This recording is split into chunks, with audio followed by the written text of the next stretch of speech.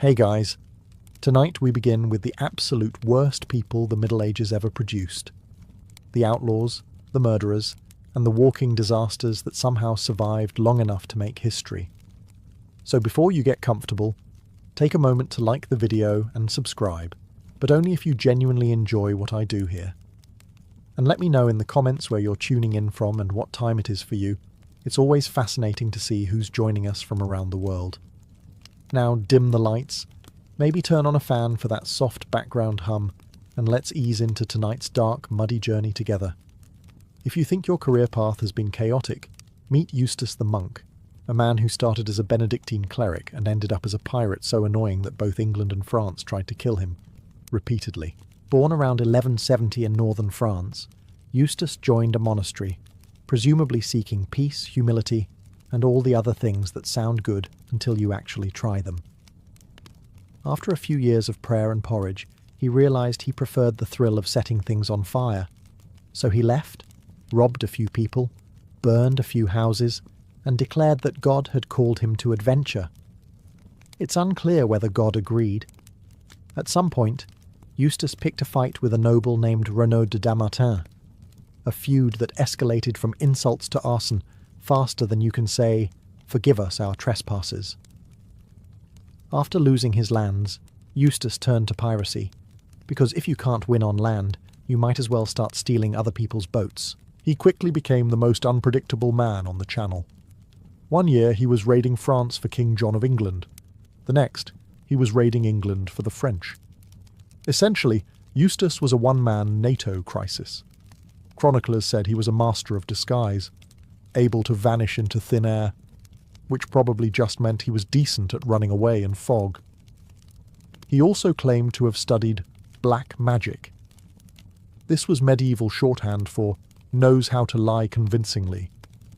Supposedly, he could summon storms and control the wind, though in reality, he probably just waited for bad weather and took credit.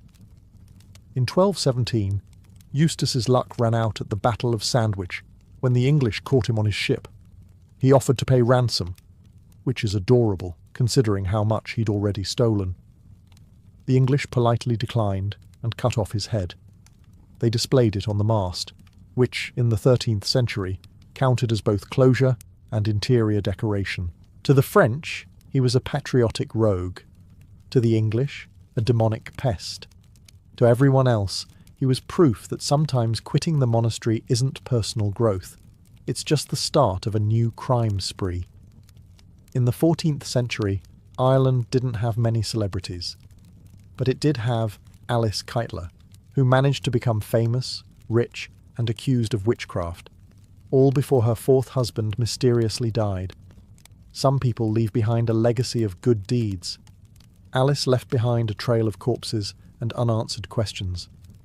She was born into money, married into more, and quickly realized that being a medieval woman with a functioning brain was suspicious enough. But when all four of her husbands died under what polite society called peculiar circumstances, that suspicion escalated into full-blown hysteria. The town of Kilkenny decided she was either a serial widow with terrible luck, or a witch with excellent aim. According to the official charges, Alice had a personal demon named Robin Artisan, who appeared as a black dog, a shadowy man, or possibly just a convenient excuse.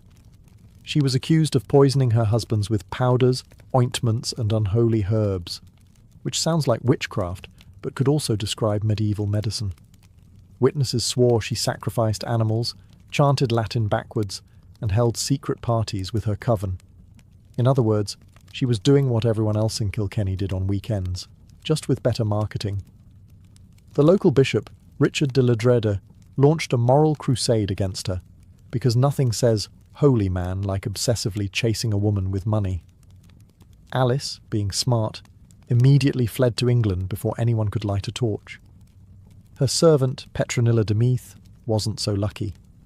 She was flogged, tortured, and burned alive, becoming Ireland's first recorded witch burning, and a grim reminder that medieval equality had a very specific ceiling. Alice vanished after that, never seen again. Some say she lived out her days in England, others claim she fled to Flanders, and one theory insists she married again, which, if true, proves she either had incredible confidence or an unstoppable hobby. Whether she was guilty or not doesn't really matter. In medieval Europe, wealth, independence, and an above-average survival rate were already witchcraft. Alice Keitler's real crime wasn't sorcery. It was outsmarting the system long enough to get away with it. And that, in the Middle Ages, was practically supernatural. If you ever needed proof that medieval nobility was a bad mix of power and untreated insanity, look no further than Gilles de Rais, France's wealthiest war hero turned full-time psychopath. Born in 1405, Gilles was everything the Middle Ages loved in a man: noble blood, military talent, and a castle large enough to require its own postal code. He fought alongside Joan of Arc, the teenage visionary who made grown men cry and the English reconsider their life choices. Gilles was her loyal companion, brave, devout, and probably the only man in 15th century France who showered twice a year voluntarily. But after Joan's execution, something inside him broke. Maybe it was grief, guilt, or just a deeply suppressed flair for chaos. He retired from war, built a theatre in his castle, and started staging bizarre plays featuring angels, demons, and himself in every starring role. From there, things went downhill fast. And by downhill, we mean directly into the abyss. Gilles surrounded himself with alchemists, astrologers, and other people who promised wealth in exchange for a few ingredients. Unfortunately, one of those ingredients was often human. Rumours spread that he was kidnapping children from nearby villages, hundreds, according to court records. Witnesses described rituals, candles, strange chants, and Gilles losing his temper whenever gold failed to appear. Basically, a medieval cryptocurrency experiment gone horribly wrong. When the church finally took notice, Gilles was arrested and interrogated, though in fairness, interrogation in the 15th century involved less conversation and more persuasion with hot irons. He confessed to everything: murder, sorcery, and poor life choices. Historians still debate how much was real and how much was extracted via creative questioning. But even by medieval standards, his reputation was beyond salvageable. In 1440, Gilles de Rais was hanged, burned, and half-heartedly forgiven. Some called him France's first serial killer. Others said he was a scapegoat for noble corruption. Either way, you can't go from fighting beside a saint to ending up on the church's "do not invite to dinner" list without earning it. His castles crumbled, his name was erased, and his legend lingered. A man who started as a hero, died as a monster, and still managed to make nobility look worse than usual. Before Robin Hood was stealing from the rich and handing out questionable economics lessons, there was Hereward the Wake, England's original outlaw hero. Except unlike Robin, Hereward wasn't charming, generous, or even particularly polite. He was just furious, and honestly, who could blame him? Born around 1035, Hereward was a Saxon noble who didn't take kindly to William the Conqueror's whole invade England and replace everyone plan. When the Normans showed up in 1066, most Saxons submitted, shaved their heads, and learned to say, "we." Not Hereward. He looked at the new foreign rulers, looked at his confiscated lands, and decided passive aggression wasn't enough. He gathered a band of fellow exiles and declared war on basically everyone with a French accent. From the marshy region of Ely, he led raids on Norman garrisons, burned villages, ambushed knights, and occasionally liberated monasteries, by which we mean he robbed them blind and called it divine redistribution. His nickname, the Wake, probably meant the watchful, though it might also describe the constant stream of destruction left behind him. Chroniclers alternated between calling him a patriotic freedom fighter and a dangerous lunatic. Both are accurate. Hereward's greatest moment came when the Normans tried to invade Ely by building causeways through the swamp. He let them get halfway across, then set the whole thing on fire. Imagine the look on a Norman knight's face as he sinks into a burning bog. It's practically medieval performance art. For a while, Hereward was unstoppable, the mud-drenched menace of Anglo-Saxon revenge. But rebellions, like medieval plumbing, rarely ended well. Eventually the Normans bribed his allies, overran his base, and forced him to flee. Accounts differ on how he died. Some say he was killed by bounty hunters. Others claim he lived quietly, plotting one last ambush that never came. Either way, his legend outlived him. To the English, he became the symbol of resistance, the man who refused to bow. To the Normans, he was the bogeyman parents used to scare their children. And to historians, he's a reminder that being the last honest Saxon is a noble title. Right up until someone invents gunpowder, Scotland has given the world many things. Whiskey, bagpipes, and an unshakable reputation for bad weather. But somewhere in the damp 15th century, it allegedly produced Sawney Bean, a man so horrifying that even medieval chroniclers wrote about him with the tone of, "We honestly hope this isn't true." The story goes that Sawney Bean left home after deciding that honest work was beneath him, a sentiment shared by most aristocrats of the time. With his equally questionable wife, he settled in a coastal cave near Ayrshire, a location chosen for its convenient isolation and complete lack of witnesses. There, the pair began what can only be described as the worst family business in Scottish history, robbing and eating travellers. Over the years, they allegedly produced a brood of children and grandchildren, 48 in total, who all shared two things: a love of meat and an aversion to sunlight. The Beans ambushed travellers along lonely roads, looted their belongings, and brought the bodies back to their cave for storage. Picture a medieval Costco, but everything's human and it smells worse. The clan lived this way for decades, undetected, feasting on the occasional tourist and decorating their home with what historians tactfully call remains. Eventually, suspicion grew when entire groups of travellers started disappearing. Locals blamed witches, wild beasts, and foreigners, the usual suspects, until one victim escaped and led authorities straight to the Bean family buffet. When the search party entered the cave, they reportedly found barrels of salted human flesh, piles of bones, and enough limbs to open a small museum. The Beans were captured and taken to Edinburgh, where King James himself supposedly ordered their immediate execution. No trials, no mercy, just medieval efficiency. The men were dismembered alive. The women and children followed soon after. Justice, 15th century style, horrifying, effective, and slightly overcooked. Modern historians suspect the whole thing might be exaggerated, or even entirely fabricated. Medieval Scotland wasn't exactly known for its investigative journalism. Still, the legend of Sawney Bean endures, because nothing captures the human imagination quite like an entire family choosing cannibalism over a 9-to-5 job. Whether he existed or not, Sawney Bean remains the most terrifying reminder that sometimes the real monster isn't in the castle. It's living rent-free in a cave by the sea. If you thought the Middle Ages were chaotic enough, imagine adding organised crime into the mix. Not the flashy kind with suits and cigars, but one run by people who smelled like turnips and carried knives made from farm tools. Welcome to the Thieves Guild, the medieval version of corporate networking for people who preferred pickpocketing to productivity. In most medieval cities, crime wasn't just tolerated, it was practically a career path. You could be a mason, a tanner, or if you had nimble fingers and a flexible sense of morality, a thief. The guilds of craftsmen had apprenticeships, training, and codes of conduct, and so did the thieves.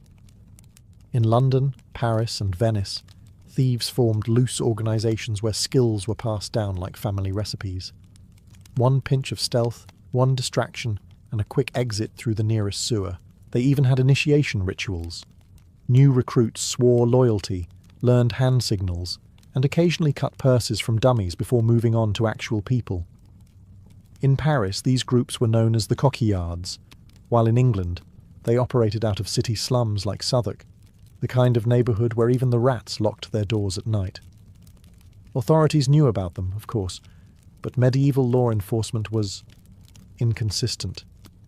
Constables were unpaid, corrupt, or asleep, and prisons were so unsanitary that most criminals preferred getting caught in winter just for the indoor heating. In some cases, Officials struck deals with thieves, collecting taxes in exchange for looking the other way. Yes, medieval police protection rackets were a real thing. But make no mistake, the Thieves' Guild wasn't all romance and rebellion. It was brutal business. Disobedient members were punished harshly, often by losing a hand. Ironic, considering the hand was their main tool of trade. And if you betrayed your guild, you disappeared faster than a merchant's coin purse on market day. Still, they thrived. In a world obsessed with hierarchy and privilege, the guilds gave common criminals a strange sort of dignity. Thievery became an art, and survival itself a profession. In short, if you ever find yourself time-travelling to the Middle Ages, keep one hand on your wallet, and if someone bumps into you twice, congratulations. You've just contributed to a centuries-old economy. The 18th century was a strange time, not quite medieval anymore, but still dirty enough to qualify spiritually. And in this murky in-between age rode Dick Turpin, England's most famous highwayman, a man whose reputation galloped far faster than his actual horse ever did. Turpin was born around 1705 to a butcher's family, which should have been a stable, respectable trade. But Turpin preferred taking meat the quick way, from other people. He started out stealing cattle, then horses, and eventually realised that robbing people directly was much less paperwork. Thus began his illustrious career as a highwayman, the medieval version of a mugger, but with better fashion sense. He wasn't alone. The roads around London were crawling with ambitious criminals, each convinced they were God's gift to organised theft. Turpin stood out because he understood branding. He dressed well, spoke politely, and had a flair for drama. Victims reported being robbed with great civility, which, to be fair, was more courtesy than they'd get from the tax collector. Soon, pamphlets and newspapers began romanticising him as a gentleman bandit. Plays were written about his daring escapes, especially one where he allegedly rode his horse Black Bess from London to York, nearly 200 miles in a single night. It's a great story, but entirely fictional. The real Turpin couldn't ride that far without stopping for a drink, a robbery, and possibly another drink. Behind the myth, Turpin was less charming. He was violent, crude, and not exactly loyal to his friends. After one robbery went wrong, he shot a man for recognising him, fled north, and started living under the fake name John Palmer, which would have worked better if he hadn't immediately started stealing horses again. His downfall came when he left a letter to his brother and forgot to pay postage. The postmaster recognised his handwriting, because apparently Turpin was the only criminal in Yorkshire who wrote like a poet. He was arrested, tried, and hanged in 1739 before a cheering crowd. Ever the showman, he bowed to the audience before the rope snapped, proving that even in death, Dick Turpin never missed his curtain call. His legend lives on, polished by centuries of bad history and good storytelling. The real Turpin was no gentleman, just a thief who happened to look good on paper. If the phrase holy warrior sounds like a contradiction, meet Fra Moriale, the monk who turned salvation into a side hustle and war into a full-time subscription plan. Born around 1310 in Provence, Fra Moriale, real name Montreal d'Albano, joined the Order of the Knights Hospitaller, a religious brotherhood dedicated to healing the sick, protecting pilgrims, and occasionally stabbing anyone who didn't agree with them.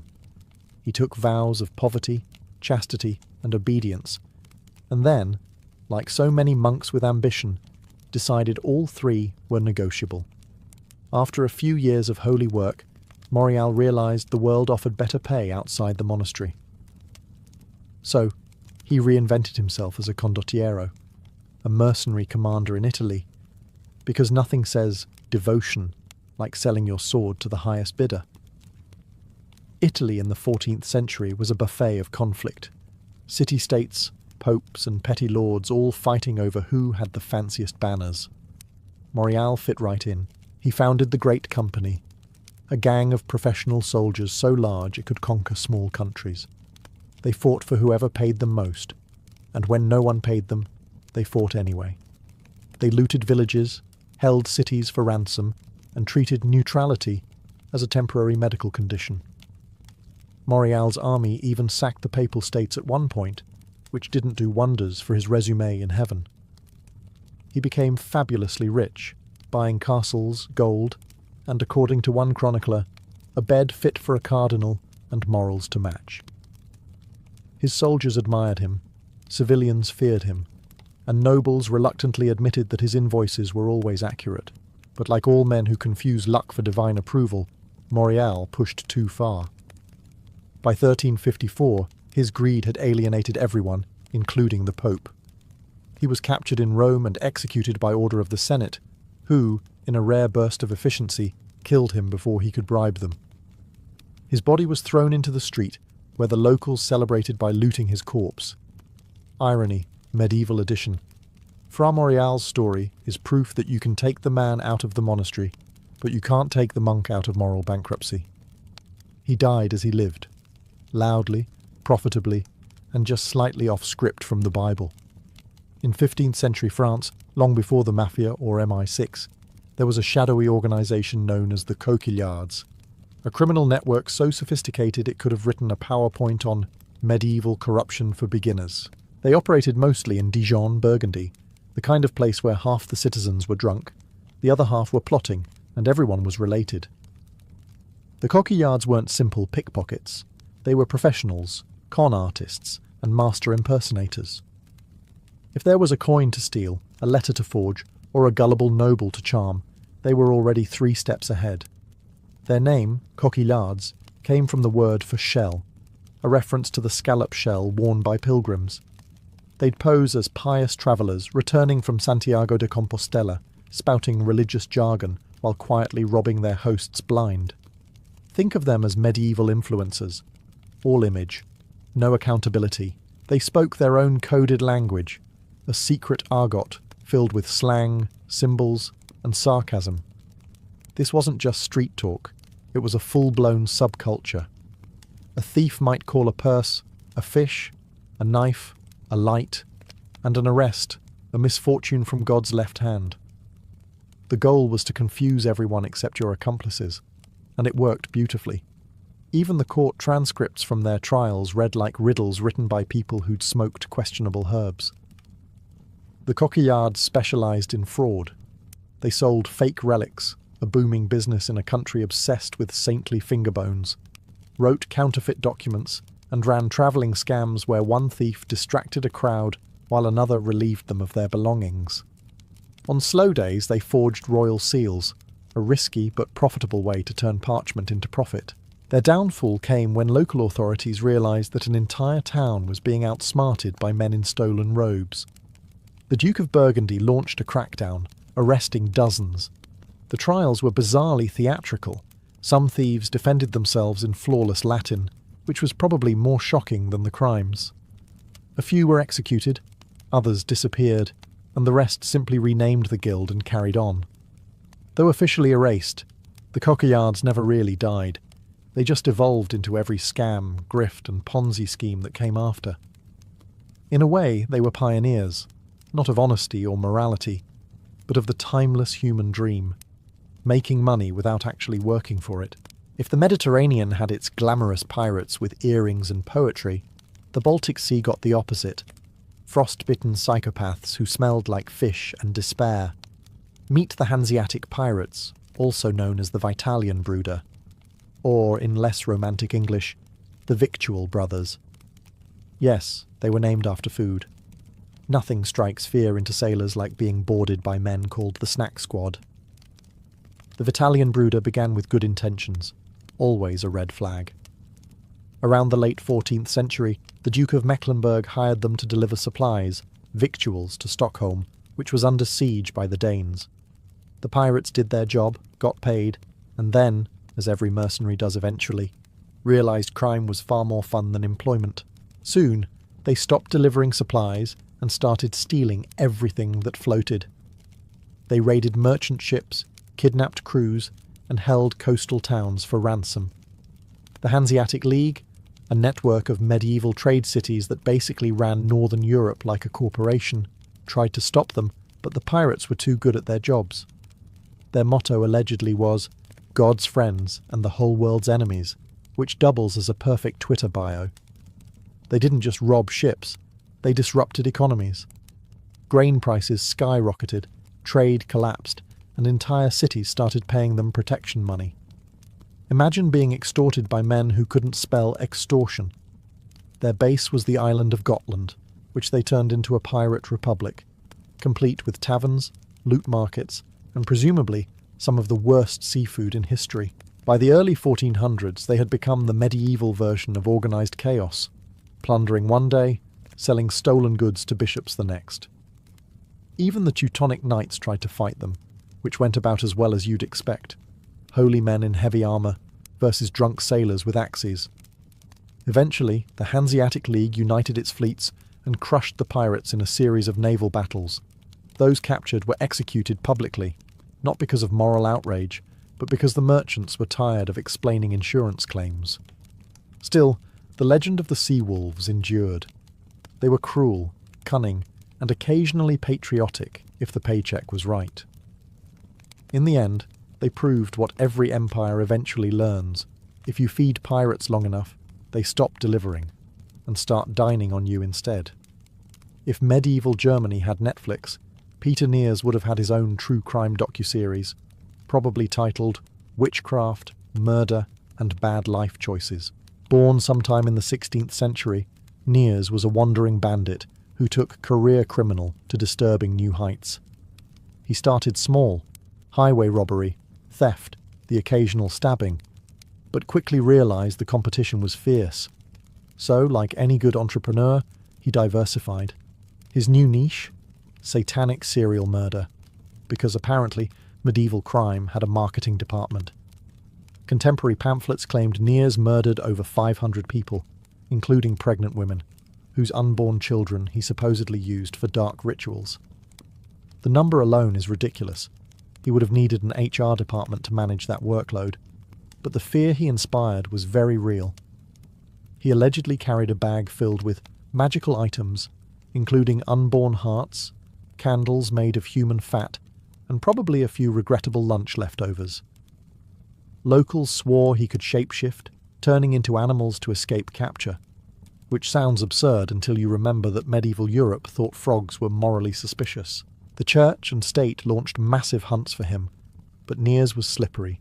He had sympathisers everywhere, innkeepers, beggars, fellow bandits, and bribed them with stolen goods. To many peasants he was both terrifying and impressive, a man who defied all laws, human and divine, and managed not to die immediately. But crime, like medieval plumbing, always ends badly. In 1577, Nears was captured once and escaped. The authorities were so embarrassed they executed his accomplices twice just to be sure.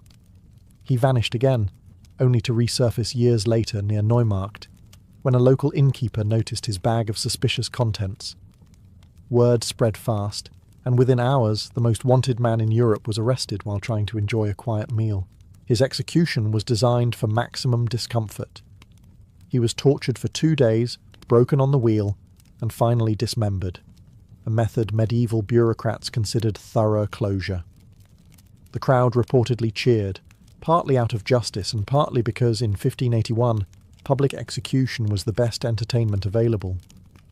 Whether he was truly a black magician or just a violent lunatic, Peter Nears remains medieval Europe's worst resume. A man so evil they needed 2 religions and 3 torture devices to make sure he stopped existing.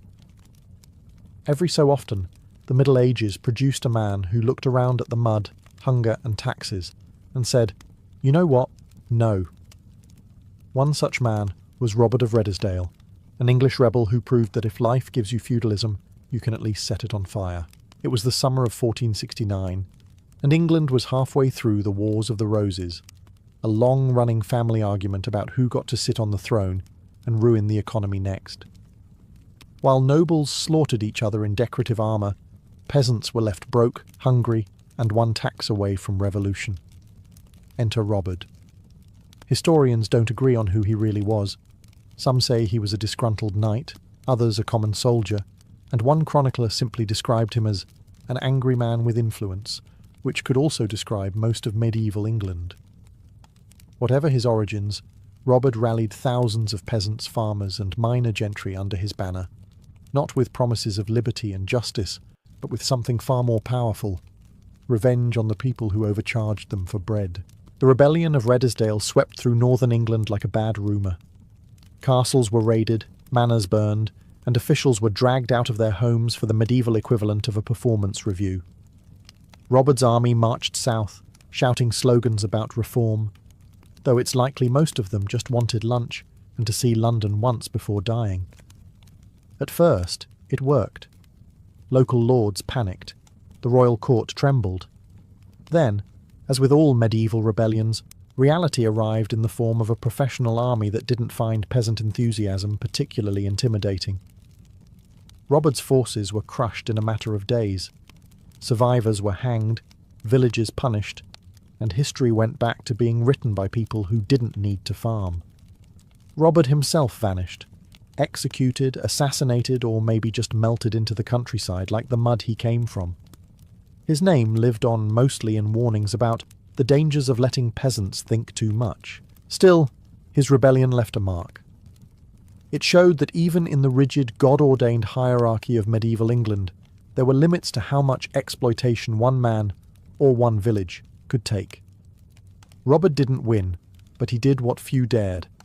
He reminded kings that pitchforks count as weapons too. Before James Bond, before the Mafia, before your favourite Netflix anti-hero, there were the Assassins of Alamut, a group so mysterious and terrifying that their name became a permanent addition to the human vocabulary. Today, assassin means killer. Back then, it meant people who could make a king sleep badly for the rest of his life. The story begins in 11th century Persia, where a brilliant and stubborn man named Hassan-i-Sabah decided that the Muslim world needed more discipline, more order, and far fewer people who disagreed with him. He founded a breakaway sect of Ismaili Muslims and seized a fortress in northern Iran called Alamut, a stone eagle's nest perched high in the mountains. From there, he created one of the most feared secret societies in history. The group's enemies called them the Hashashin, claiming they used hashish before missions, a slanderous detail most likely invented by people who didn't appreciate getting stabbed in public.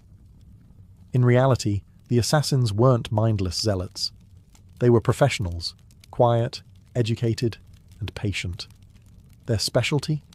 Political murder so surgical that entire wars changed course after one dagger. They infiltrated palaces disguised as servants, scribes, or occasionally enthusiastic gardeners.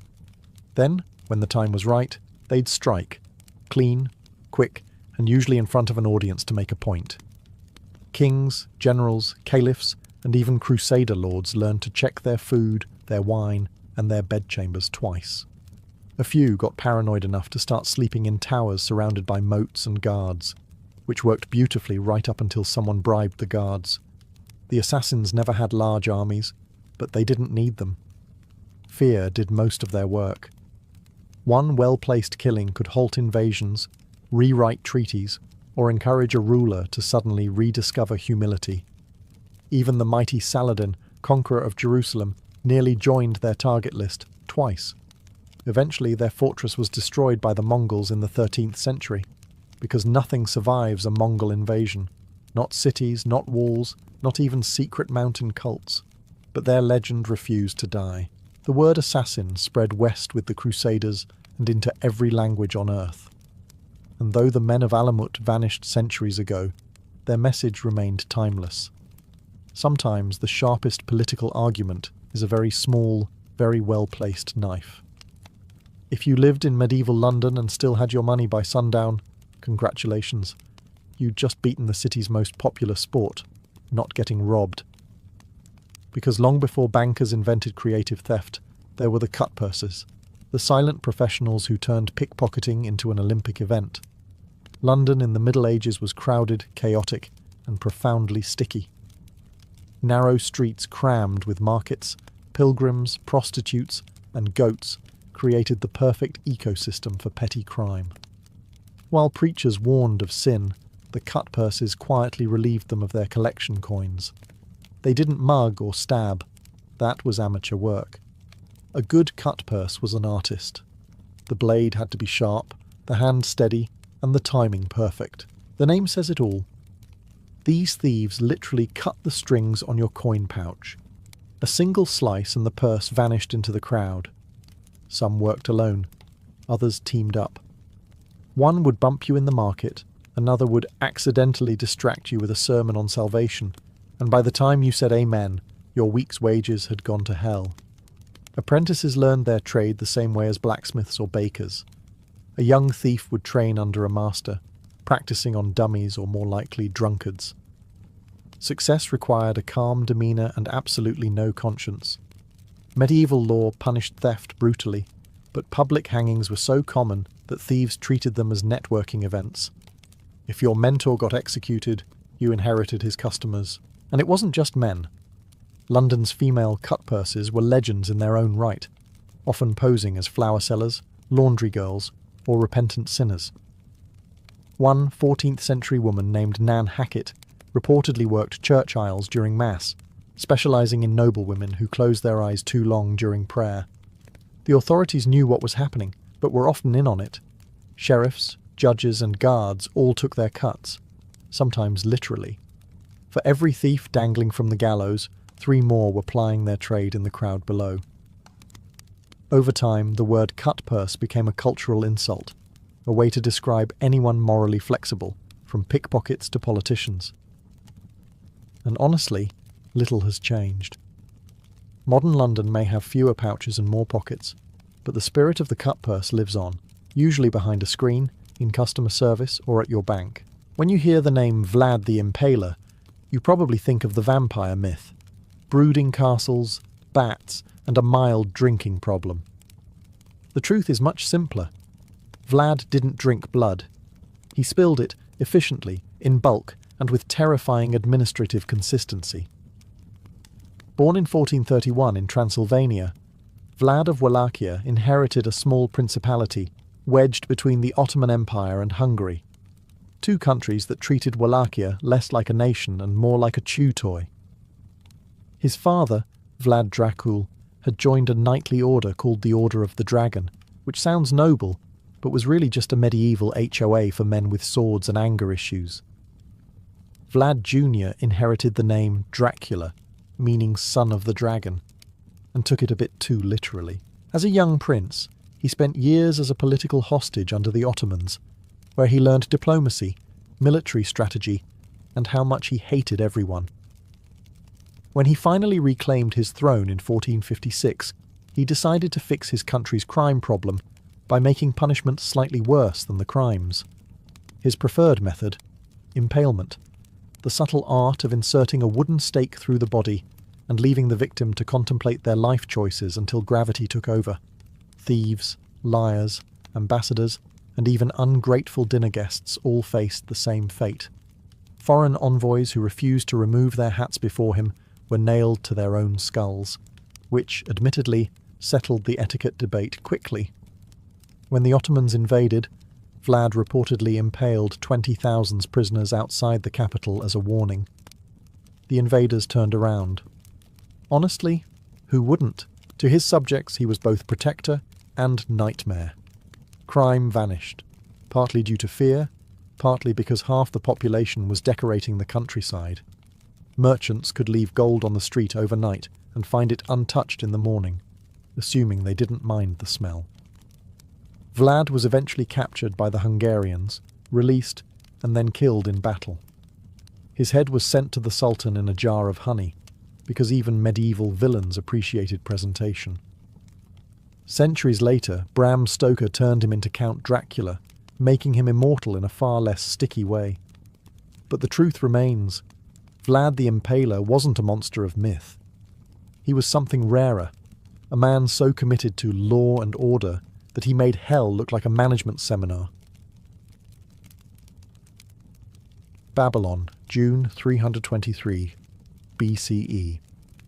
The air is thick with heat and the smell of roasted meat, incense, and ambition.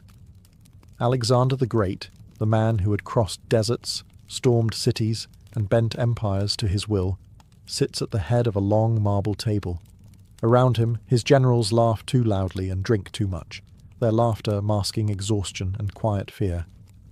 The feast is meant to celebrate plans for a new campaign into Arabia, but it feels more like a man daring the gods to notice him one last time. He's 32 years old and undefeated in battle, yet his body shows the toll of conquest. Scars crawl across his arms like faint white lightning. His voice is hoarse, his eyes bloodshot from weeks of drinking and little sleep. But he's still Alexander, and in Babylon, that means no one dares to look away when he raises a cup. Another toast, he commands, and the room obeys. He drinks deeply, wine mixed with water, honey, and perhaps something else. The cup clatters back to the table.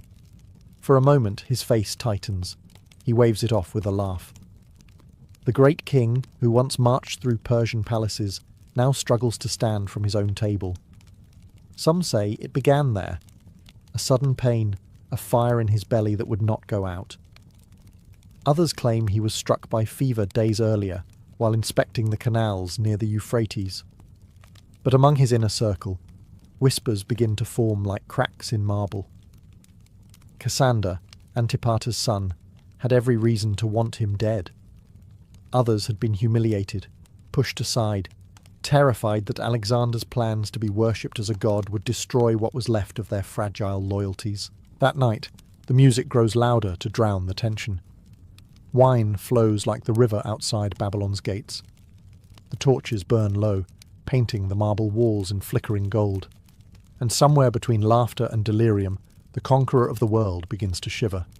No one yet dares to say it aloud, but something irreversible has started. The man who never lost a battle may have just lost a fight his sword could not win, one that began with a single drink at Babylon. The morning after the banquet, Babylon stirs under a punishing sun. The palace servants whisper, "The king has fallen ill." At first it seems harmless enough. Alexander has endured worse. He's survived arrow wounds, lung infections, and the kind of exhaustion that kills ordinary men. A little fever. That's nothing. Or so they think. He wakes drenched in sweat, his body trembling as though the whole empire inside him was shaking apart. When attendants offer him wine, he waves it away, muttering that it burns his throat. His generals come to visit. Ptolemy, Perdiccas, and Nearchus, men who had followed him through deserts and rivers of blood. They find him pale, voice thin, yet still insisting on military reports. Even half delirious, he talks of troop formations and fleet construction, as if death itself were just another city to besiege. But the fever climbs higher. Within hours, he's unable to rise from bed. His commanders whisper in the corridors, trying to mask panic with politics. Was it malaria from the marshes near the Euphrates? Typhoid from contaminated water? Or something far less natural, poison slipped into the crater by a trembling hand the night before? Babylon is full of suspects and full of fear. Days pass. The fever worsens. His breath grows ragged, his speech slurred. The same man who once ran beside his troops, shouting orders with unbreakable clarity, now struggles to form words. The royal physicians are summoned, their hands shaking as they press cold cloths to his forehead. Some recommend purging, others prayer. None dare admit they are powerless. Still, Alexander refuses to believe his body has betrayed him. "I'll recover," he rasps, as if saying it aloud could make it true. He asks for his armour, demands to see his soldiers, but can't even lift his head. Each day, the rumour spreads further. The king is dying.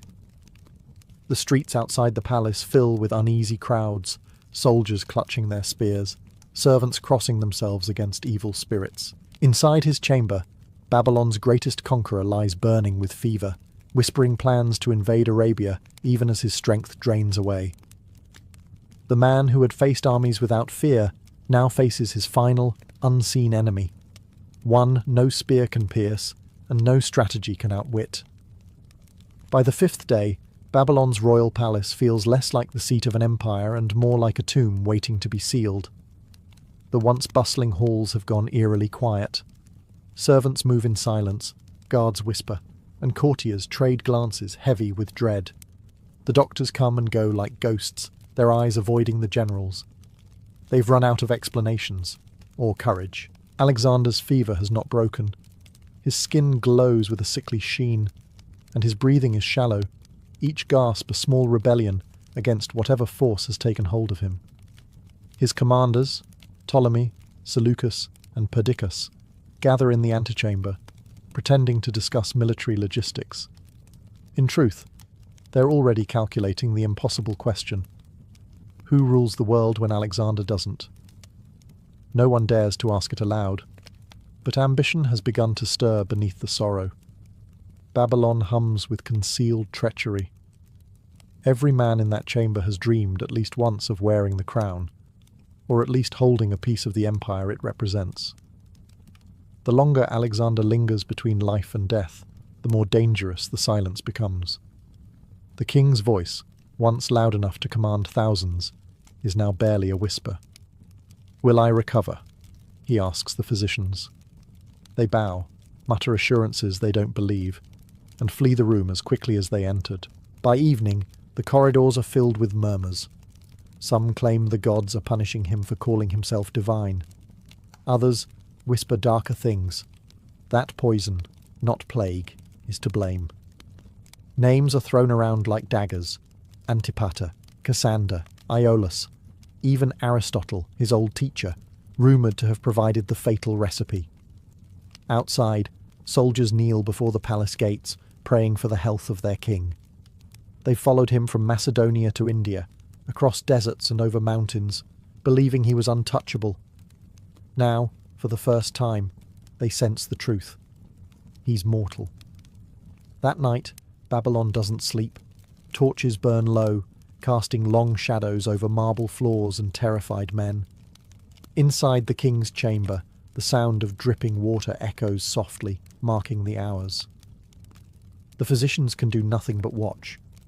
The silence of the palace deepens, heavy and absolute, as if even the gods are holding their breath. By the seventh day, the fever has turned Alexander's chamber into a battlefield of whispers. His body lies motionless on a silk-draped bed, but his empire, from Greece to India, trembles on invisible fault lines. The generals gather daily at the palace, pretending to seek updates on his condition while secretly waging a different war, the one for succession. Perdiccas, the loyal lieutenant, claims he is only following Alexander's last commands, yet his eyes reveal calculation. Ptolemy, calm and smiling, masks ambition behind diplomacy. Seleucus stands silent, watching everyone, as if already measuring how long each man would last without a king to obey. The room reeks of incense, sweat, and deceit. The question gnaws at them all. Who inherits an empire built around one man's will? Alexander has no legitimate heir. His wife, Roxana, is pregnant, but the child's fate is uncertain. Some whisper that Heracles, his illegitimate son, could be proclaimed king. Others murmur that the generals should divide the realm, an idea that sounds like blasphemy, but tastes like freedom. Outside the sick room, Babylon's courtyards buzz with tension. The army waits, restless and suspicious. Macedonian veterans, hardened by decades of conquest, demand to see their commander. They will not take orders from anyone else. They mutter that if Alexander dies, they will choose their own leaders, a promise that chills the generals to their bones. Inside, the air grows staler by the hour. The royal physicians suggest rituals to appease the gods, desperate to look useful. Priests chant beside his bed, fanning the heavy incense smoke. Alexander, half-conscious, murmurs commands, perhaps to his troops, perhaps to shadows. His eyes open occasionally, glazed yet defiant. Even dying, he looks like a man about to issue an order that could change the world. The generals watch him, torn between loyalty and fear. They need him to live, but also dread what he'll do if he recovers and learns of their scheming. Every cough, every sigh feels like an omen. By nightfall, they stand in silence at the edge of his bed, pretending to pray. But each man's thoughts are elsewhere, on armies, provinces, and crowns waiting to be seized. In that dimly lit chamber, the world's most powerful men quietly begin to plan for a world without Alexander. By the 8th day, The palace gates can no longer hold back the tide. Thousands of soldiers, sunburned, scarred, and still loyal to the man who led them from Macedon to the edge of India, gather outside, demanding to see their king. Rumours have replaced orders. Some say he's recovering. Others whisper he's already dead, and that the generals are hiding it to divide the spoils in secret. Inside, the atmosphere grows unbearable. The scent of rot and burning oils mixes with the heavy perfume meant to mask it. The guards outside Alexander's chamber stand like statues, unsure whether they're protecting their king or guarding his corpse. The generals argue in hushed tones, but their voices still leak through the marble walls. Ptolemy urges calm. Perdiccas snaps that the men outside will riot if they aren't given proof of life. At last, they decide to let the army pass. One by one, the soldiers file through the great bronze doors. They come barefoot and unarmed, not as warriors, but as mourners. The line stretches endlessly through the palace courtyard, a living river of grief. Inside the royal chamber, Alexander lies still, his face pale as the linens beneath him. He cannot speak. He cannot move. Yet as the men enter, something remarkable happens. When each soldier kneels beside the bed, Alexander opens his eyes, just enough to meet theirs. He raises his hand slightly, trembling but unmistakably alive. A faint smile crosses his lips, half a gesture, half a command. It is enough. The soldiers fall to their knees, some weeping openly. They whisper his name like a prayer. In their minds, he's still invincible, a god in human flesh who merely rests before the next campaign. But to the generals, the sight brings no comfort. They see the truth. The king who conquered the world can barely lift his arm. His strength is gone.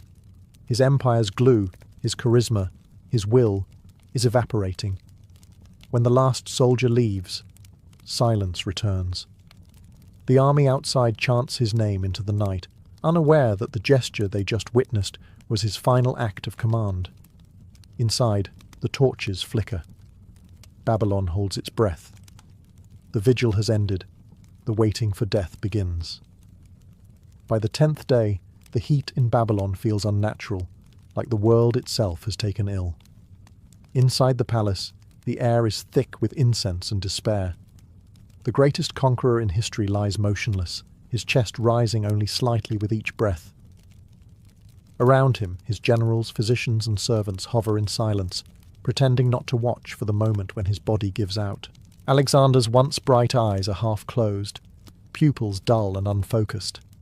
His lips move, forming words no one can hear. The physicians wet his mouth with water and honey, but he no longer swallows.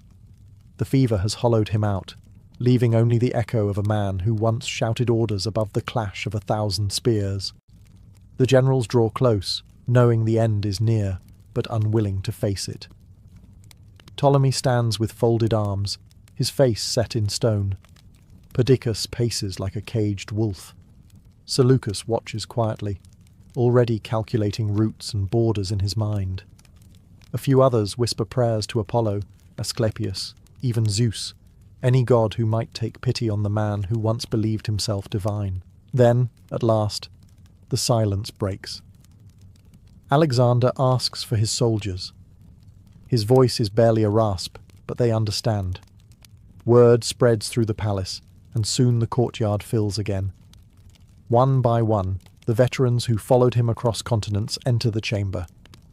Some kiss his hand, others simply bow, unable to speak.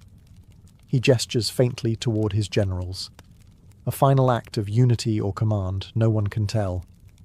Someone leans close and asks who should rule after him. His eyes drift, his breathing slows. The words come out faint, almost lost to the air. To the strongest. A moment later, the hand that once held the fate of nations falls still.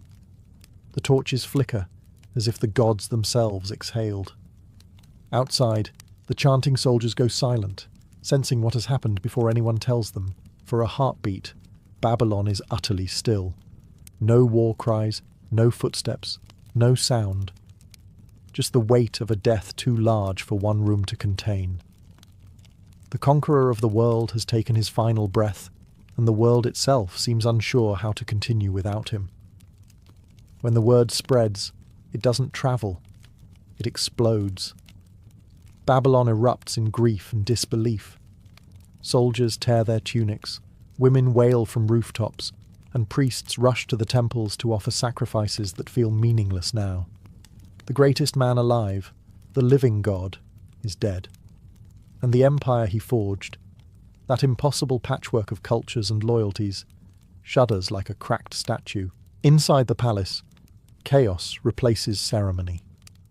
The generals argue in whispers that grow louder with every hour. Who speaks for the king now? Perdiccas demands they wait for official rites. Ptolemy insists on securing the treasury before looters smell weakness. Others talk of taking Alexander's body back to Macedon, but even that sparks a fight. Babylon has become a war council dressed in mourning clothes. Outside, thousands of soldiers kneel in the dust. Many refuse to believe the news. He cannot die, one mutters. He's Alexander. To them, he is not a man, but an idea. And ideas don't die of fever. They beg to see the body, to touch him, to prove that their god-king still breathes. When the gates finally open, the procession moves like a storm. Torches light the courtyard as the soldiers file in, silent but shaking. The body lies on a raised bier, draped in royal silk, the faint scent of embalming oil already in the air. His armour gleams beside him, the same bronze cuirass that had caught the sun at Gaugamela. Some of the veterans collapse to their knees, pounding their fists against the stone. Others whisper his name over and over, as though repetition could undo death. Even the elephants kept in the royal stables trumpet mournfully, spooked by the collective anguish. That night, Babylon doesn't sleep. Fires burn along the city walls, 1,000 small suns flickering against the desert sky. The markets are silent, the taverns empty. Every home glows with lamplight, every face looks toward the palace. For 12 years, Alexander's name had meant victory, destiny, divine favour. Now it means something heavier: loss. In the echoing streets of Babylon, a single truth settles like dust after battle. No one can rule the world forever, not even Alexander. Death did not end Alexander's wars. It merely changed the battlefield. Within days of his passing, Babylon's marble halls became a chessboard of ambition. The generals who once toasted his victories now plot in the same rooms, where his body lies embalmed in honey and myrrh. His corpse, radiant and eerily lifelike, becomes the most coveted relic on earth, the symbol of authority itself. Whoever possesses it, some whisper, holds the right to rule. Perdiccas, as commander of the royal army, takes charge of the arrangements. He declares that Alexander's body must be returned to Macedonia to rest beside his father, Philip II. The others nod politely while quietly planning theft. Ptolemy, the shrewd Macedonian stationed in Egypt, has other ideas. He believes the body belongs in a new capital, his capital, Alexandria. A dead god makes an excellent foundation for a living city. The golden funeral carriage is unlike anything the world has ever seen. A rolling temple, adorned with statues, columns, and a gilded canopy glittering under the sun.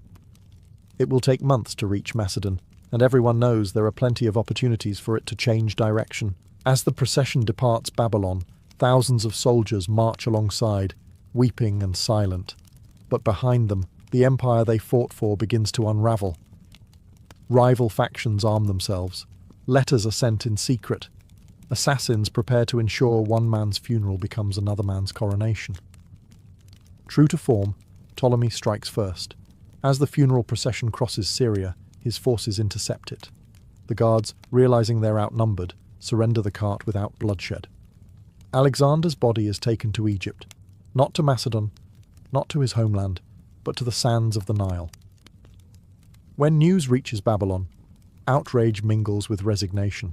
Some call it theft, others call it destiny.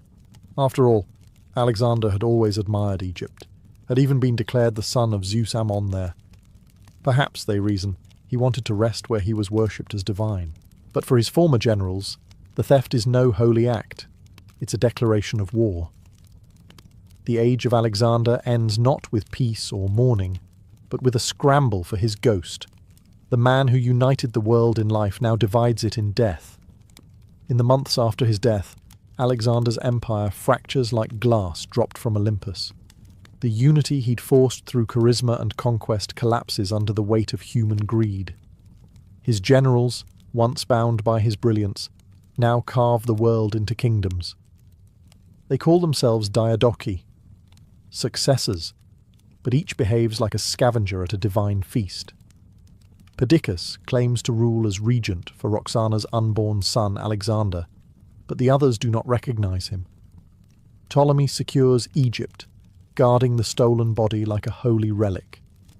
Antigonus takes Asia, Seleucus eyes Babylon, and Cassander seizes Greece. The empire of one man splinters into rival realms, each dripping with ambition and betrayal. Meanwhile, Alexander's corpse becomes more powerful than any living king. Ptolemy installs it in Memphis, then later moves it to a marble tomb in Alexandria, where pilgrims line up to see the man who once called himself the son of Zeus. Over the years, the tomb becomes a shrine, a political symbol, and eventually, a mystery. Its exact location vanishes from record, as if even death refused to pin him down. Stories begin to spread like wildfire. Some say Alexander never truly died, that he ascended to the gods who fathered him. Others claim his body refused to decay, proof of divine favour. Poets sing of his exploits, painting him as both conqueror and saint, tyrant and visionary. To the Greeks, he is Achilles reborn. To the Persians, a cursed destroyer. To later generations, a myth that will not fade. His soldiers, scattered across continents, carry his legend home. They tell of a man who dreamed bigger than the earth itself, who crossed deserts as if chasing the horizon, who wept because there were no worlds left to conquer. In their memories, the fever that killed him becomes something poetic, a punishment from jealous gods rather than disease. By the time centuries pass, no one agrees on how he died, only that he changed the course of history. Kings will borrow his name, generals will chase his shadow, and cities will rise on the ruins he left behind. Alexander the Great may have fallen in Babylon, but the myth he created, brilliant, ruthless, and immortal, never truly stopped marching. The year is 48 BCE. Egypt is divided not by foreign invaders, but by family. Cleopatra VII, the last daughter of the Ptolemaic dynasty, finds herself driven from Alexandria by her younger brother and co-ruler, Ptolemy XIII. The royal court has turned against her, a nest of scheming eunuchs and tutors who whisper poison into the boy king's ear. Cleopatra flees into the desert with only a handful of loyal followers, leaving behind the marble halls of the palace for a tent beneath the endless Egyptian stars. Meanwhile, far to the west, Julius Caesar arrives in Alexandria, not as a lover, but as a man of law, or at least Roman law. He's chasing the ghost of Pompey, his rival and former ally, who has fled to Egypt for safety. But when Caesar lands on Egyptian soil, he discovers a gruesome gift: Pompey's severed head, presented by Ptolemy's courtiers in a misguided attempt to please Rome. Caesar is not amused. The boy king's gesture reeks of barbarity and bad politics. It's in this volatile moment that Cleopatra makes her move. She knows Egypt's throne is not won with armies, but with opportunity. Wrapped in a carpet, or perhaps a linen sack, depending on which historian you trust, she has herself smuggled into Caesar's private chambers in the royal palace. When the rug unfurls, the conqueror of Gaul finds not an assassin, but a 21-year-old queen, dishevelled from travel yet radiant with confidence. Cleopatra speaks 7 languages. Caesar speaks power. Between them, words become weapons and admiration a kind of treaty. She pleads her case, not as a helpless exile, but as a ruler wronged by treachery. Caesar listens, intrigued. He's 52, weary from decades of war, but in this Egyptian queen he sees a reflection of his own ambition, relentless, intelligent, and unafraid. By morning, alliances are forged in silk sheets and strategy. Cleopatra regains an ally in the most powerful man in the world, while Caesar gains access to Egypt's immense wealth and grain supply, a lifeline for Rome. What began as a political calculation soon ripens into something far more dangerous, a partnership that will scandalize empires and change the course of history. Caesar's arrival in Egypt was supposed to be a diplomatic errand. Instead, it became a war zone. The moment he declared Cleopatra the rightful ruler, the palace erupted in chaos. Ptolemy XIII's advisors, especially the scheming eunuch Pothinus and the general Achillas, saw Caesar's decision as foreign interference. To them, Cleopatra wasn't a queen restored, she was a Roman puppet, and if Egypt's throne was to be defended, Rome itself would have to be expelled. The city of Alexandria, once the jewel of the Mediterranean, turned into a battlefield. The narrow streets echoed with clashing steel, while smoke from burning ships clouded the harbour. Caesar found himself besieged inside the royal quarter, trapped between the Egyptian army and the restless citizens who had once cheered their queen. For all his military genius, Caesar had come to Egypt with barely 4,000 men, hardly enough to hold a city of 500,000. Cleopatra remained by his side, calm amidst the chaos. She wasn't merely a figure of beauty in distress. She was calculating, persuasive, and perfectly aware that her survival was tied to his. Together, they transformed the palace into a fortress. Cleopatra used her knowledge of the local terrain and politics to outmaneuver her brother's supporters. Caesar, always the tactician, set fire to the Egyptian fleet to prevent it from blocking his escape, an act that accidentally spread to the Great Library, sending thousands of papyrus scrolls up in flames. The siege dragged on for months. Food grew scarce, morale weaker. Yet Caesar refused to retreat. He sent desperate calls for reinforcements, all while enduring attacks from land and sea.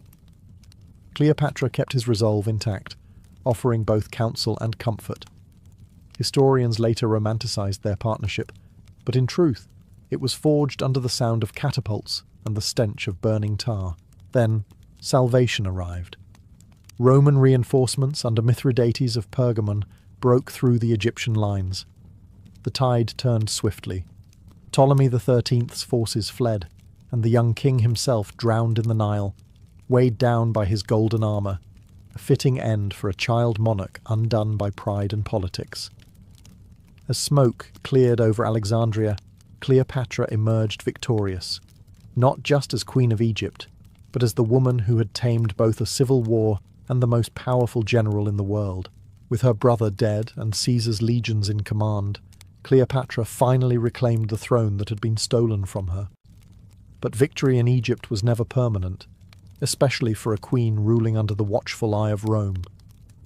To secure her legitimacy, Cleopatra followed Ptolemaic custom and married her surviving younger brother, Ptolemy XIV, a boy barely in his teens. It was a political formality, the kind of ceremony performed for tradition's sake, while the real power sat beside her, Julius Caesar. Alexandria was soon transformed from a war-torn city into a stage of spectacle and revival. Cleopatra ruled from the palace on the Mediterranean shore, resplendent in gold and lapis lazuli, while Caesar remained as her guest, or perhaps her captive by affection. The two ruled side by side, their every public appearance a careful performance of unity between Egypt and Rome. For the Alexandrians, she was Isis reborn, radiant and divine. For Caesar, she was proof that diplomacy could be seductive. Cleopatra's intelligence and charm left even hardened Roman officers in awe. She could disarm a council of generals as easily as she could quote philosophy. Caesar, who had spent his life surrounded by political games, found in her a partner who understood the stakes. Not just a lover, but an equal in ambition. The alliance was pragmatic at first, but the line between strategy and passion blurred quickly. Then came the news that changed everything. Cleopatra was pregnant. The announcement electrified Alexandria and horrified Rome. Caesar was already married, and no Roman law permitted marriage to a foreign monarch. Yet, in the palace gardens, Cleopatra glowed with triumph. The child she carried, later known as Caesarion, would be the living symbol of their union, a bridge between empires, or perhaps a fuse waiting to ignite them. While the courtiers whispered, Cleopatra began planning for the future. She strengthened Egypt's economy, reformed taxes, and restored temples left in ruin. To the common people, she was a goddess of prosperity. To Caesar, she was both temptation and political problem. Their relationship, already scandalous, had produced something dangerous, an air that could unite two worlds or plunge them both into chaos. And for the first time, Caesar began to realize that Cleopatra's love came with an empire attached. In 47 BCE, Julius Caesar finally prepared to return to Rome. The civil war still raged, and Mark Antony, his loyal lieutenant, needed him. Yet he did not leave alone. Cleopatra, now mother to his newborn son Caesarion, accompanied him down the Nile in what became one of history's most extravagant river journeys. The royal barge shimmered with purple sails, musicians played from the decks, and servants rode to the rhythm of flutes. The voyage was half celebration, half declaration. Egypt was reborn under its queen, and she had Rome's champion at her side. For a few precious months, they travelled together through temples and ancient tombs, the living symbols of a new divine pairing. Caesar as Dionysus, Cleopatra as Isis. But Rome was never far from Caesar's mind. He left Egypt reluctantly, promising to send for her later. Cleopatra, ever pragmatic, understood that love alone would not protect her or her child. She had to bind Egypt's fate to Rome's ambition. When Caesar returned to Rome, rumours preceded him. The Senate whispered that he had gone soft in Alexandria, that Cleopatra had bewitched him. They mocked her as the Eastern witch and called him her puppet. Caesar ignored them all. He had bigger plans, to reshape Rome into a monarchy under his sole command. Yet in private, he sent for Cleopatra. Against all advice, she arrived in Rome with her infant son, and an entourage that dazzled even the cynical Romans. Her arrival caused scandal. No foreign queen had ever been hosted in the capital with such honours. Caesar lodged her in his villa across the Tiber, within sight of the city, as if daring the Senate to protest. Cleopatra walked the streets with confidence, adorned in gold and Egyptian linen, a living challenge to Roman modesty. The people gawked, half fascinated, half offended. For Cleopatra, Rome was enemy territory dressed in marble.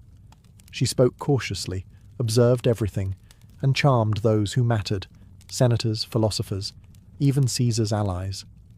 Yet she knew she was walking on the edge of a blade. Caesar's affection protected her for now, but envy was already brewing in the marble halls of power. Behind the admiration and ceremony, daggers were being sharpened. Cleopatra had conquered Caesar's heart, but Rome's was another matter entirely. Cleopatra's stay in Rome was less a visit and more a spectacle, a living test of how much Caesar could bend the Republic before it snapped. The city had never seen anything like her. Draped in Egyptian linen, wearing jewels that caught the Italian sun, she arrived at public events with the poise of a goddess and the confidence of a conqueror. To the Romans, she was exotic, dangerous, and fascinating, the embodiment of a foreign power that had seduced their most powerful man. Caesar placed a golden statue of her in the temple of Venus Genetrix, the Roman goddess from whom he claimed descent. The message was clear and scandalous. Cleopatra was no mere guest. She was divine, perhaps even kin to Rome's own gods. Senators seethed. To them, this was blasphemy, not worship, but humiliation. A foreign queen, worshipped beside Venus, was proof that Caesar had lost his Roman sense of restraint. In the shadows of admiration lurked resentment. The Roman elite whispered that Cleopatra's influence was growing, that she urged Caesar to crown himself king, that she sought to replace the Republic with an empire ruled from Alexandria. Whether any of this was true hardly mattered. Perception in Rome was poison, and Cleopatra's presence provided plenty of it. Still, Caesar seemed unmoved. He continued his reforms, rewrote calendars, and planned vast building projects. He even renamed a month, July, in his own honour, and whenever he retreated to his villa across the Tiber, Cleopatra and their son were waiting. Caesarion, golden-haired and curious, was proof of a bond that defied politics. Caesar never publicly acknowledged the boy as his heir, but everyone knew whose child he was. Cleopatra played her role carefully. She flattered senators, attended festivals, and presented herself as both queen and intellectual. In private, she observed the Republic's slow collapse, a theatre of ambition where every smile hid a dagger. She understood Rome better than most Romans did. It was a place where love was never just love, and alliances were written in blood. When omens began to appear, strange lights in the sky, prophetic warnings, Caesar laughed them off. Cleopatra did not. She had seen enough courts fall to know what envy and fear could do to powerful men. Rome, she sensed, was holding its breath, and not in admiration. By 44 BCE, Julius Caesar stood at the height of his power, and on the edge of a knife. He had been declared Dictator Perpetuo, dictator for life, an honour that sounded more like a curse to Rome's senators. Statues of him rose in the Forum, his image appeared on coins. To Romans who still clung to the illusion of the Republic, it was blasphemy. To them, Caesar had become what every Roman feared most. A king, Cleopatra watched the unfolding drama from her villa across the Tiber. She saw the shifting glances, the tense silences in the Senate. Her instincts, sharpened by years of palace intrigue, told her what Caesar refused to see. Power never rests unchallenged. She urged him to be cautious, to trust no one, but Caesar was too confident. He had survived battles, mutinies, and assassins before. In his mind, destiny was his ally. The omens grew darker. A seer warned him to beware the Ides of March. His wife, Calpurnia, dreamed of his death and begged him not to attend the Senate that day. Cleopatra's own priests, interpreting the stars, foresaw blood upon the eagle's seat. But Caesar laughed. "Cowards die many times before their deaths," he said, brushing off the warnings. On the morning of the 15th, he entered the theatre of Pompey, the irony of the location lost on no one. It was beneath the statue of his old rival that his fate awaited. Surrounded by men he considered allies, Caesar took his seat. Then came the first dagger, and another, then 20 more.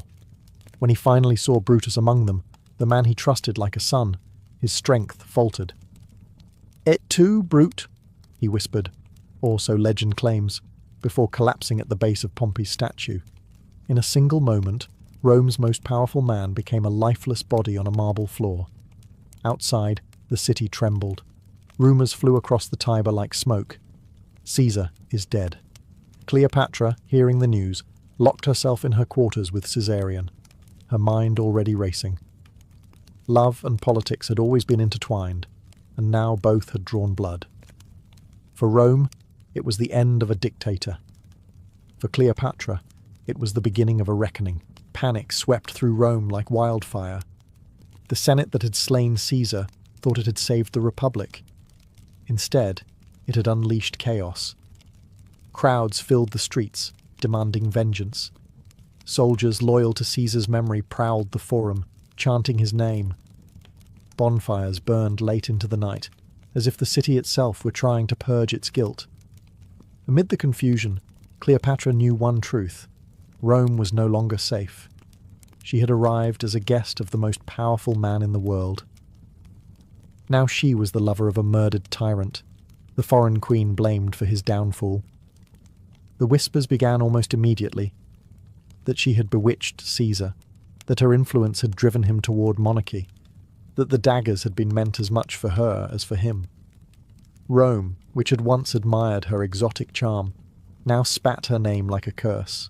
Cleopatra's villa across the Tiber became a fortress of fear. Servants fled. Roman officials avoided her. Messengers arrived with conflicting news. Caesar's body had been burned in the Forum. His friend Mark Antony had seized control of the army. The assassins had fled the city. Cleopatra waited, calculating her next move. She had seen how quickly love turned to ruin, and Egypt, her Egypt, could not be left undefended. One night, under a moonless sky, she slipped away.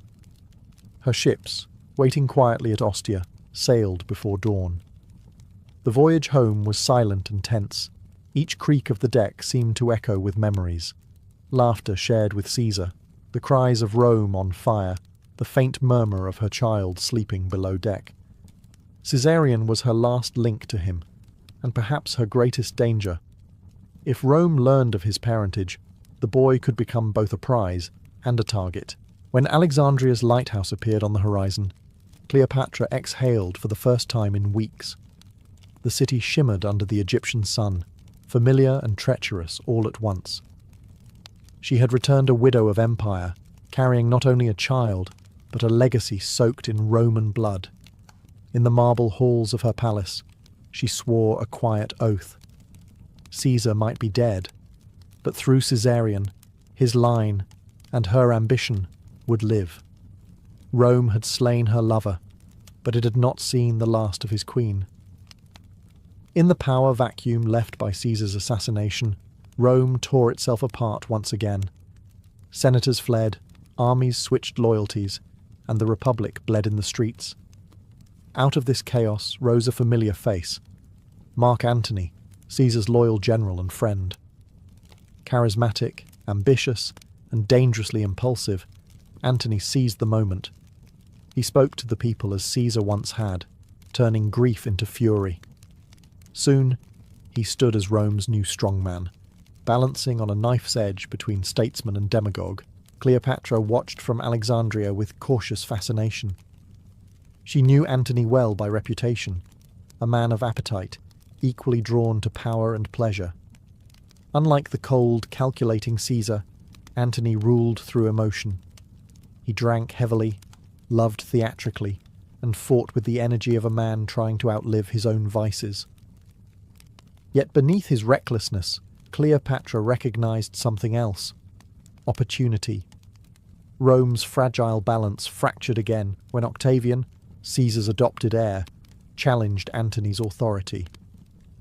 The two men entered into a tense alliance, each pretending to serve the Republic while plotting its final destruction. In this dance of ambition, Egypt became essential once more. Antony needed ships, money, and grain. Cleopatra had all three, and a keen understanding of how to make a Roman kneel. In 41 BCE, Antony summoned Cleopatra to Tarsus to answer accusations that she had betrayed Rome during the civil wars. Most rulers would have gone trembling. Cleopatra arrived as a goddess. Her golden barge sailed up the Cydnus River with purple sails billowing in the wind, silver oars flashing in the sunlight. Incense drifted across the water. Attendants dressed as cupids fanned her throne. Antony, waiting on the shore, found himself watching a legend come to life. When Cleopatra stepped ashore, she didn't bow. She greeted Antony as an equal, a performance both political and personal. Within days, he was captivated. The meeting that was supposed to be an interrogation became a coronation of desire. Cleopatra knew exactly what she was doing. She had traded one Roman general for another, but this time she would be the one setting the terms. As Antony followed her back to Alexandria, the pattern of history repeated itself. Empire bending toward the will of a woman who ruled not only with beauty, but with strategy sharper than any sword in Rome. When Mark Antony entered Alexandria at Cleopatra's side, it felt like déjà vu. Another Roman swept up in Egypt's spell. But this time, Cleopatra was no young queen seeking survival. She was a seasoned ruler, sharper, wiser, and fully aware of the stakes. With Caesar gone, and Rome divided between Antony and Octavian, she saw her chance not just to preserve Egypt, but to shape the world once more. Their partnership quickly deepened into passion, and politics intertwined. Cleopatra hosted Antony in dazzling feasts. Tables of gold, rivers of wine, and endless entertainment meant to remind him that Egypt could offer what Rome never could: grandeur without restraint. They called themselves the inimitable livers, lovers who lived like gods. Yet beneath the laughter, the stakes were deadly serious. Cleopatra needed a protector. Antony needed her wealth to fund his campaign against Parthia. Each pretended it was love. Each knew it was power. In the years that followed, Cleopatra bore him 3 children. Twins Alexander Helios and Cleopatra Selene, and a son, Ptolemy Philadelphus. To her people, she was Isis incarnate. To the Romans, she was once again the dangerous enchantress who had corrupted another of their heroes.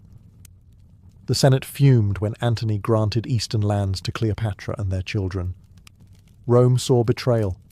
Antony saw destiny, an empire reborn, ruled from Alexandria rather than the Tiber. But the myth of Caesar and Cleopatra still lingered, haunting them both. Octavian, Caesar's heir, understood how to weaponize it. He painted Antony as a man enslaved by a foreign queen, declaring that Cleopatra sought to make Rome her servant. It was a lie, but a useful one. The image of the proud Roman general bowing to an Egyptian temptress was enough to ignite war. When the final conflict came, the Battle of Actium, it would destroy them both.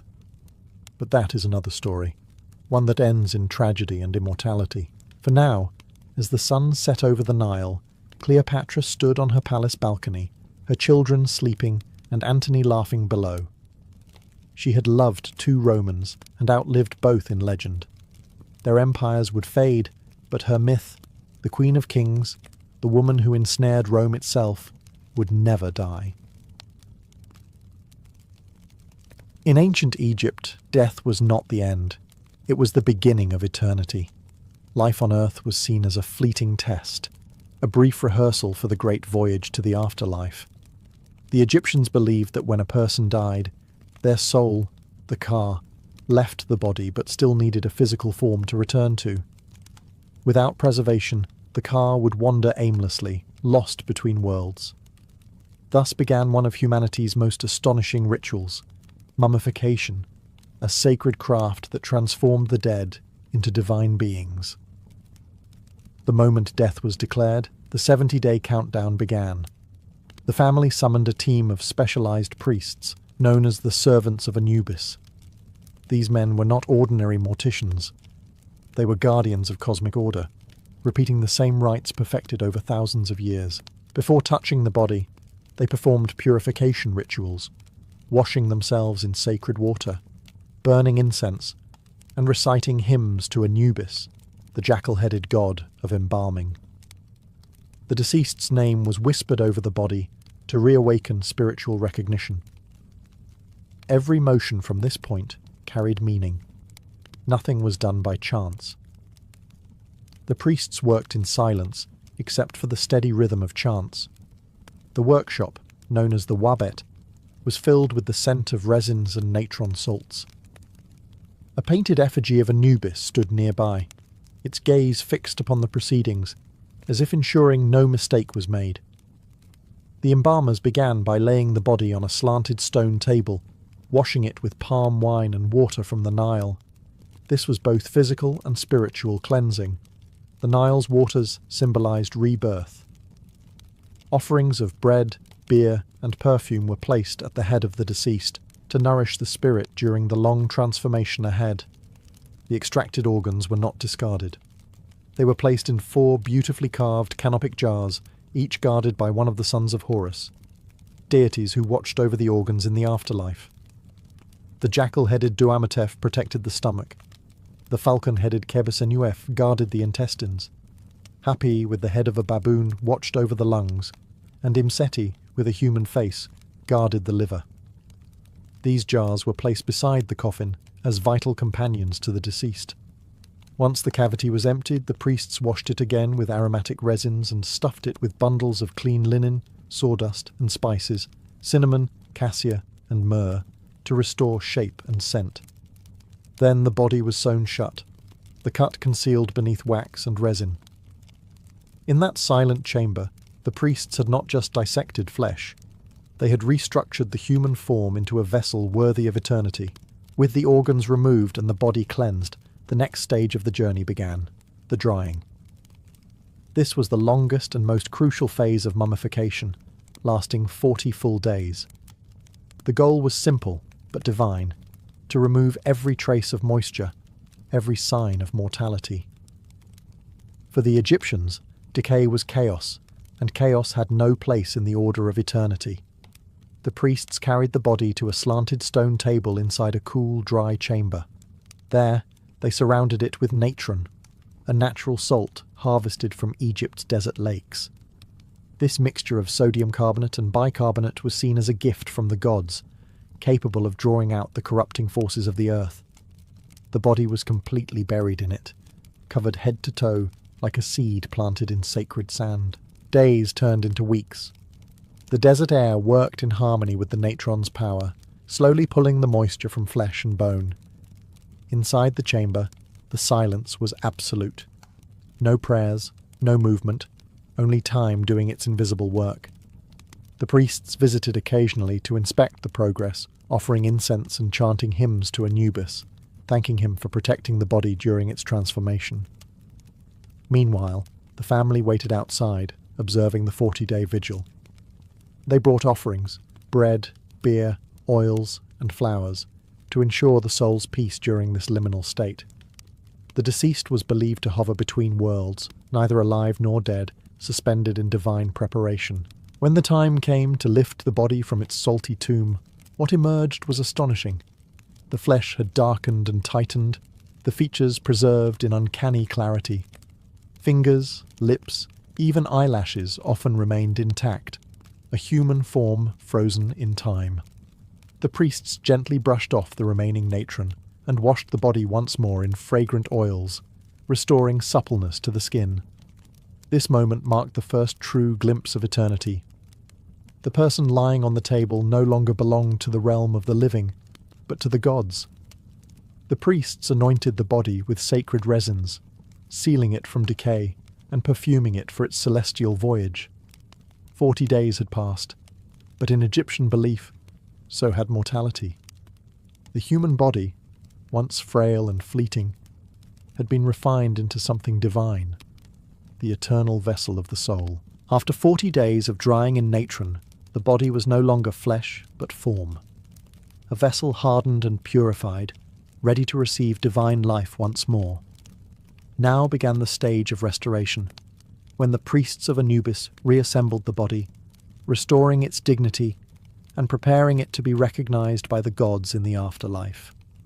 The embalmers gathered around the table, their hands dipped in fragrant oils, cedar, myrrh, frankincense, and lotus. Each oil served a ritual purpose. Some softened the skin, others warded off decay, but all carried spiritual significance. As they anointed the limbs, they recited invocations to Osiris, lord of the dead, and to Hathor, goddess of beauty and rebirth. The body was not merely preserved, it was reawakened. Every finger and toe was wrapped separately in fine linen soaked in resin. The priests whispered the name of the deceased with each binding, ensuring that no part of the person's identity would be lost. Amulets were placed between the layers, small charms carved from gold, faience, or lapis lazuli. Each symbol served a protective role: the scarab to renew life, the eye of Horus to grant healing, the ankh to ensure resurrection. The heart amulet, shaped like a sacred beetle, was placed carefully over the chest. It was the most important charm of all, for it protected the heart during the weighing of the soul in the hall of Ma'at. According to belief, if the heart betrayed the deceased by speaking of their sins, this amulet would silence it, ensuring safe passage to eternal peace. Next, the priests stuffed the body cavity with resins and perfumed linen to restore its shape and fragrance. The limbs were adjusted, the mouth slightly opened, symbolically allowing the soul to breathe again. Then, the chief embalmer, masked as Anubis, touched the forehead with his bronze tool, blessing the body with words known as the ritual of transformation. By the time the anointing was complete, the once human figure had become divine. The scent of oils filled the chamber like incense from the heavens. To the priests, this was the moment of rebirth, the soul's return to its purified temple. The mortal had been reshaped into something eternal, a body now worthy of being called the house of a god. The wrapping was the most sacred and symbolically charged stage of mummification, a ritual that transformed the body from a mortal shell into an eternal being. The priests approached it as both ceremony and craft, moving with rhythmic precision, guided by prayers older than the pyramids themselves. The body, now cleansed and anointed, was placed upon a long wooden board. Linen strips, sometimes hundreds of meters long, were prepared from the finest flax. Each bandage was purified with incense and oils before touching the skin. The process could take 15 full days, not because it was slow, but because it was sacred. Every layer was a spell, every knot a prayer. The wrapping began with the fingers and toes, each digit encased separately to preserve the individual's physical identity. Then came the hands, feet, and limbs. The priests spoke the deceased's name during every turn of cloth, ensuring the spirit would remember itself. As the layers grew thicker, amulets were inserted between them, over the heart, the throat, and the abdomen, each one carrying protection for a specific danger in the afterlife. At the chest, a large scarab amulet was placed, inscribed with spells from the Book of the Dead. Its purpose was profound. It silenced the heart during divine judgment, preventing guilt from condemning the soul. Over the throat, the priests laid an amulet of the Jed pillar, the symbol of Osiris, to ensure stability and resurrection. Every placement followed cosmic logic, a map of eternity stitched into linen. Once the torso and limbs were sealed, the head received special attention. The face was wrapped gently, layer upon layer, leaving the features smooth and serene. Resin was brushed across the surface to harden the wrappings and bind them into one body, unified, eternal. The final bandages were arranged in intricate diamond patterns, creating the recognizable form of the Egyptian mummy. A golden mask, or painted cartonnage for those of lesser rank, was placed over the face, representing the divine image the deceased would wear forever. When the priests stepped back, the human was gone. In its place lay a godlike figure, silent, radiant, and eternal. The wrapping was complete, but the spirit's journey was only just beginning. The body now waited to be awakened by the sacred opening of the mouth ceremony, the final step before rebirth. The wrapping was complete, but the mummy, though flawless, was still lifeless, a sacred shell awaiting animation. To the Egyptians, preservation meant nothing without reawakening. The opening of the mouth ceremony was the most profound ritual in the entire process, for it restored the senses of the deceased and reconnected body and soul. Only after this rite could the spirit eat, speak, see, and breathe in the afterlife. At dawn, the priests gathered before the wrapped body, which was now resting upright or laid within a decorated coffin. The chief officiant, often wearing the mask of Anubis, stood before it, holding a sacred instrument known as the peseshkef. Shaped like a small blade or chisel, it was modelled after the tool used in childbirth, symbolising a second birth, the rebirth into eternity. The ceremony began with purifications. Incense burned thick in the air, the scent of myrrh and frankincense mingling with chants to Osiris and Horus. Offerings of bread, beer, and milk were laid out before the mummy, representing the sustenance of life. The priests sprinkled holy water and drew circles in the sand to mark the boundaries between worlds. Then came the rite itself. The peseshkef was touched to the mouth, eyes, ears, and nose of the mummy. Each touch was accompanied by a declaration. May your mouth open to speak the words of truth. May your eyes open to see the light of Ra. May your nostrils open to breathe the air of life. The body, long silent and sealed, was symbolically revived. In that moment, the mummy was no longer an object. It was a person again, ready to walk into the afterlife as an immortal being. The ritual concluded with the offering of food and drink, which the newly awakened spirit was believed to consume on a spiritual level. For the Egyptians, this act was not metaphorical, it was real. The opening of the mouth transformed death into continuity, silence into speech, stone into life. It was both farewell and promise, that the person's soul would live on, free to speak their name before the gods. And in Egypt, to speak one's name was to live forever. With the opening of the mouth complete, the body had been reborn. Yet one last step remained before the journey to the afterlife could begin, the burial itself, a ceremony both grand and solemn. For the ancient Egyptians, this was not merely the disposal of remains. It was the sacred delivery of a soul into eternity. The procession began at sunrise. Priests, mourners, and family members walked through the desert toward the tomb, carrying the mummy in a gilded coffin. The coffin itself was a work of devotion, painted with hieroglyphic spells, adorned with protective deities, and aligned with the stars. Beneath its surface, every symbol whispered of resurrection: the wings of Isis, the eye of Horus, the ankh of life. Musicians played mournful flutes, while women, often hired professional mourners, wailed to echo the cries of the goddess Isis mourning her husband Osiris. Before the tomb, the priests halted to perform the final purifications. The coffin was lowered to the ground while incense burned and water from the Nile was sprinkled in blessing. Offerings of bread, beer, onions, and wine were presented to sustain the soul on its long voyage. Each offering was accompanied by a recited spell from the Book of the Dead, ensuring that no hunger, thirst, or harm would plague the spirit in the afterlife. Inside the tomb, the burial chamber awaited, walls painted with vivid scenes of paradise, the soul sailing with Ra across the heavens, hunting in green fields, and greeting long-lost ancestors. The canopic jars were placed beside the coffin, along with amulets, statues, and personal belongings, everything from combs to jewellery to writing palettes. Even servants made of carved clay, called ushabti, were included to serve the deceased in eternity. As the final act, the coffin was gently lowered into the sarcophagus. The priests sealed the chamber with stone, reciting the words, "May your soul live forever in the field of reeds." The mourners turned away, leaving offerings at the entrance as the tomb was closed for eternity. When silence returned to the desert, only the wind remained, carrying prayers across the sands.